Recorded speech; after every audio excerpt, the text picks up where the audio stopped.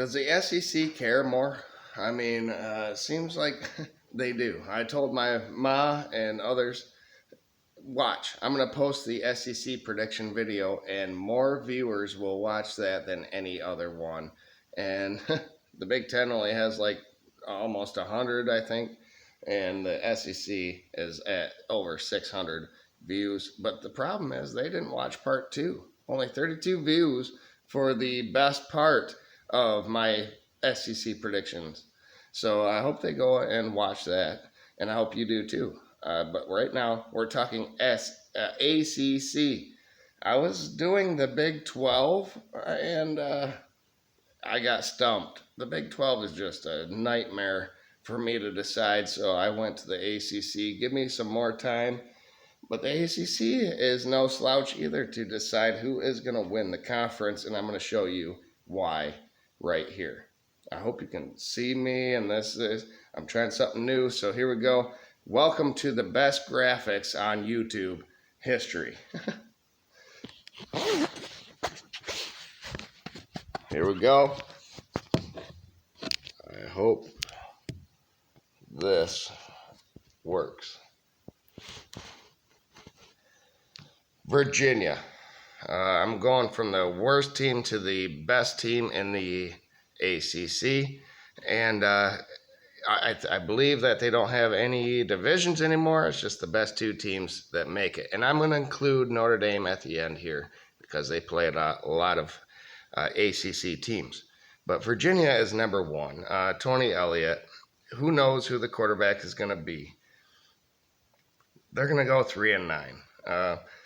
They have Tennessee in a neutral site loss. They'll beat James Madison. They have to. They have to get that third win. At Maryland is a loss. NC State loss. At Boston College. Then William and Mary is obviously a win. And then I think their third win is at the end of the season versus Virginia Tech, their rivals at home, to go 3-9. Now, I think 4 teams from the ACC are going to miss a bowl, and we're starting with those. There's a lot of ties and tiebreakers in the ACC that I'm going to go through here. But Syracuse is your second worst team in the ACC through tiebreakers. They'll go 4-8. Army is a loss. Clemson at North Carolina. So 3 in a row after a 3-win streak to open up the season. So 3-3, but then the problem is your conference, the schedule that you have does not suit you well. At Florida State, at Virginia Tech, Boston College at home, I think you win that game. But Pitt at home, at Georgia Tech, and Wake Forest are all losses. 4-8 for Syracuse. All right, let's move on to Georgia Tech, and you get that neutral site game versus Louisville in conference. What has this college football come to, where you have neutral site games within conference? Come on, that's just, please, let's not do that. Let the fans of each university go to the game, right? The students. Anyway, Georgia Tech is your third worst, and they will go 4-8. They get the tiebreaker over Boston College because they they lost to Boston College, excuse me. They get the tiebreaker over Syracuse because they beat Syracuse. Louisville is a loss. South Carolina State is a win. But then at Ole Miss, at Wake Forest, loss. Bowling Green is a win. And at Miami is a loss. You get your bye before you play Boston College, but I still think you lose that game. UNC at home is a loss. Virginia, at Virginia, that's where you win a game, and you lose at Clemson. You beat Syracuse at home as well, which gives you the tiebreaker over, or no. See, that was confusing. There's 3 4-8 teams. Georgia Tech beat Syracuse, so they get the third spot. And then you're going to lose to Georgia. So 4-8 for Georgia Tech. Here's Boston College. The third 4-8 team, the fourth team that I am going over. NIU at home is a win. You better hope so. Holy Cross is a win. At Florida State at home, at Louisville. Then you get Virginia at home, so a reprieve there, that's a win. At Army's a loss. You get your bye, and you beat Georgia Tech on the road. That's why you have the tiebreaker over them. Connecticut is a loss. Syracuse loss. All the rest of them are losses, but Boston College goes 4-8 with Jeff Hafley. Who knows who the quarterback's going to be? For the other three, previously you had Dino Babers, Tony Elliott, and Brent Key. And I think Syracuse knows their quarterback, possibly Garrett Schrader. But them are the four weakest teams in the ACC, in my opinion. And Virginia Tech is the first of the bowl teams. They have Old Dominion at home. That's a win. Purdue is a win. At Rutgers is a loss, but come back at Marshall is a win. And then you lose a couple of games, but you beat Wake Forest and you beat Syracuse. And then you beat Boston College on the road to go 6-6 to make a bowl. Miami. All right. Yes, I know. Cristobal. Why did he ever leave Oregon is what I would ask him. But Miami is your sixth team. They're going to beat Miami of Ohio.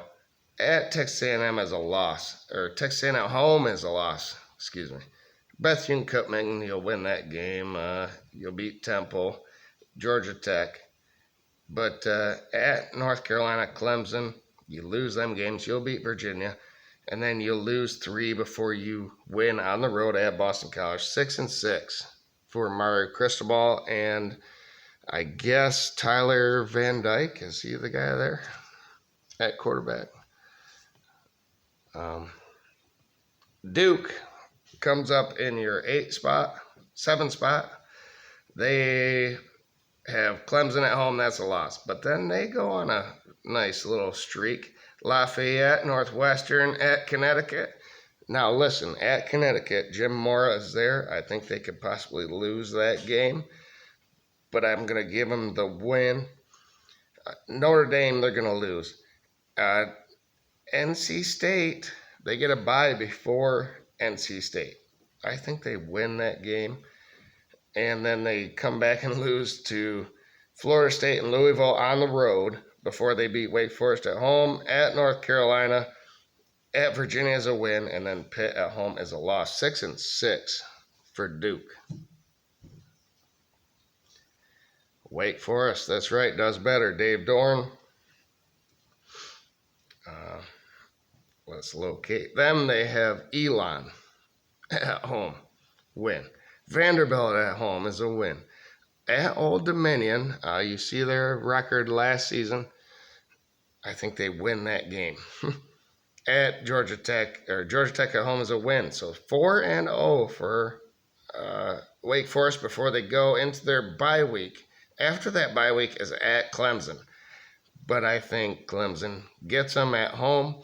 So does Virginia Tech. Clemson beats Wake Forest twice, in my opinion. But they bounce back and beat Pitt at home before they lose to Florida State at Duke. They get NC State at home. So that should be a win, I think. At Notre Dame is a loss. At Syracuse is a win. So 7-5 for Wake Forest. All right, we're getting down up to the nitty-gritty here. Pittsburgh under Pat Narduzzi. And who is his guy? Is it Phil Jerkovich? Wofford is a win. Cincinnati, win. At West Virginia, win. And then you have North Carolina at home. Uh, this is a tough one for me, but I like North Carolina better, not because of the complete team, but because of the quarterback this time. Give me Drake May and Mac Brown, the better coach, a national title winning coach. It's going to be maybe an upset, 3-0. No, it won't be an upset. Give me Pittsburgh anyway. Or give me North Carolina anyway to win that game. That's Pittsburgh's first loss. But then at Virginia Tech, I think they win. They have their bye before Louisville at home. That's a win. At Wake Forest is a loss. Notre Dame is a loss. FSU is a loss. But I think they finish out with the 3 wins versus Syracuse, Boston College, and at Duke. All right. That's Pittsburgh. They will go 8-4. Louisville. Louisville has Georgia Tech in a neutral site. They'll win that. They'll beat Murray State, and they'll beat Indiana in a neutral site, and Boston College. So 4-0 to start for Louisville. At NC State is their first loss, and I think that leads to Notre Dame at home being a loss and at Pitt being a loss. But then they get their bye. Right after that, in Jeff Brom's first season at Louisville, I think they beat Duke, Virginia Tech, Virginia, at Miami to end the conference slate. Then they have Kentucky at home. But Kentucky, I think with Mark Stoops, has been there longer. He knows that rivalry better. Maybe, Jeff Brom was from that rivalry, but I think Kentucky wins that last game. So 8-4 for Louisville.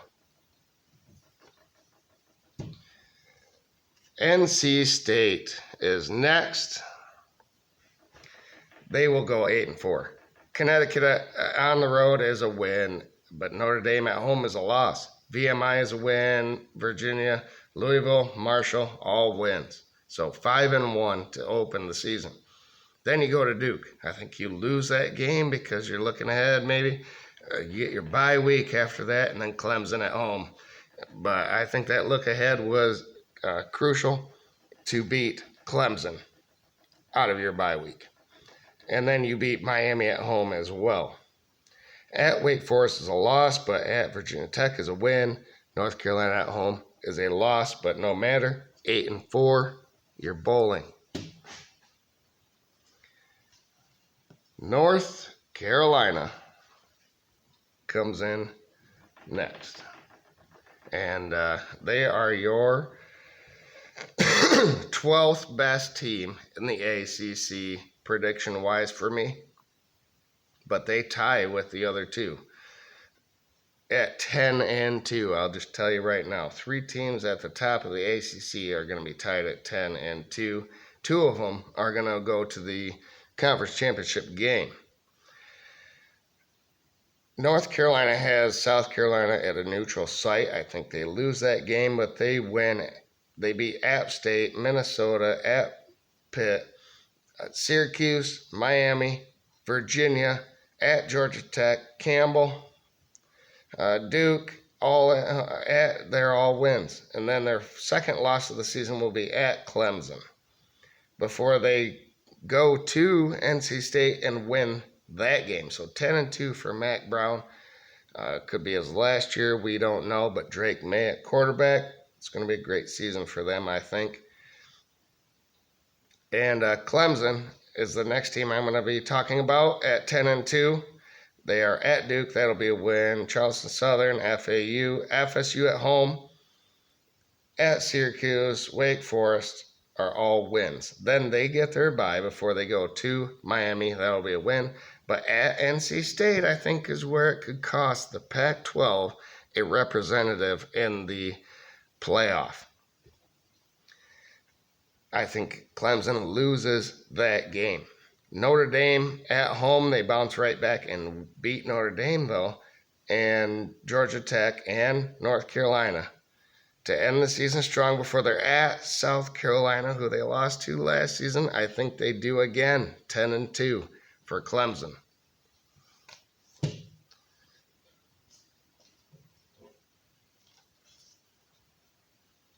Excuse me. That's Clemson if you want to look at that. Last team is Florida State. And I think they go 10-2 as well. LSU on a neutral site, I think they win that game. USM is a win. At Boston College is a win. At Clemson is a loss before they have Virginia Tech, Syracuse, Duke at home, and they will go on the road and beat Wake Forest. And on the road and beat Pitt before they get Miami and Northern Alabama at home. And then their in-state rival at Florida, I think they lose that game. That's their second loss of the season. Riding mighty and high going into the swamp, that's no tall order. That is a tall order. Florida State loses 2 games. So who goes to the conference championship game between these three teams? Clemson beat both. So they are in. Win percentage versus common opponent comes next, and UNC and Florida State tied in that category. It comes down to opponents' records within the conference, opponent win percentage within the conference, and that goes to Florida State by a hair over North Carolina. So Florida State and Clemson in a rematch here. And give me Florida State. They lost the first one on the road at Clemson. I think they would win in the conference championship game. They will go 11-2. Clemson 10-3. And then North Carolina will be sitting there at 10-2. Obviously, I think probably the ACC is going to be left out of the playoff. I had Ohio State at 10-2. I had Penn State at 9-3. So maybe you beat them out for maybe a bowl game. We shall see. And then also, I think 10 of the 14 teams from the conference will make a bowl. So that's no slouch, but obviously 3 of them, 6-6, barely making it, and 1 7-5 team. We shall see what happens there. Notre Dame, I promised that I would have them in this video, and I think they go 10-2 as well. They will beat Navy. They will beat Tennessee State. At NC State is a win, and CMU is a win. I think they beat Ohio State at home. Go watch the Big Ten video if you have not seen that. And at Duke is a win. At Louisville is a win. Here's where it gets tricky. USC at home. Caleb Williams and them coming into town. I have USC winning that game. Barely. And then Pitt at home is a win, but at Clemson, I think you lose that game. And Wake Forest and at Stanford are wins. So 10-2 for Notre Dame. They'll be sitting outside looking in of the playoff. So there you have it. So far,